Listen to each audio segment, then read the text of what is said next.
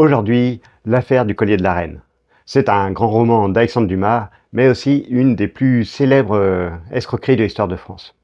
Nous avons plus grand besoin d'un vaisseau que d'un collier. Enfin raisonnable, la reine Marie-Antoinette vient de refuser ce collier d'1 600 000 livres, un collier de diamants d'un prix énorme que son joaillier vient de lui proposer. D'ailleurs, le prix en est tellement faramineux que le joaillier désespère de le vendre, lorsque se présente à lui la comtesse de la Motte-Valois, qui prétend représenter la reine, qui aurait changé d'avis et souhaiterait acheter très discrètement le collier. Ainsi, le 25 janvier 1785, le cardinal de Rohan, un proche de la reine, vient finaliser la vente et le collier est remis à la comtesse.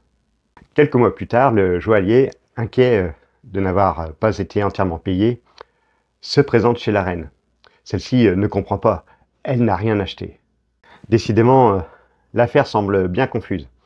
Et une enquête est ordonnée et elle va révéler une des plus grandes escroqueries de l'histoire de France. Quelques mois plus tôt, la comtesse de la Motte engage une actrice qui va se faire passer pour la reine et convaincre le très naïf cardinal de Rohan, également très ambitieux, d'acheter les pierres pour elle. Un premier versement est fait par le cardinal au nom de la reine et les précieux diamants sont remis à Madame de la Motte qui va s'empresser de les revendre à l'étranger.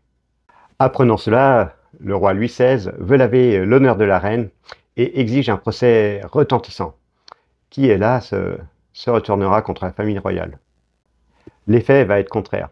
L'opinion couvre Marie-Antoinette d'injures et de calomnies, comme ce fameux « manger de la brioche » qu'elle n'a jamais prononcé.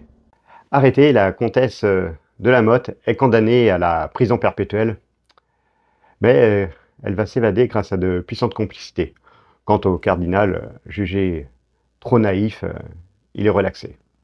Seule la reine, pourtant étrangère à toute l'affaire, verra son image considérablement ternie, son impopularité devenant de plus en plus grande à quelques années seulement de la Révolution.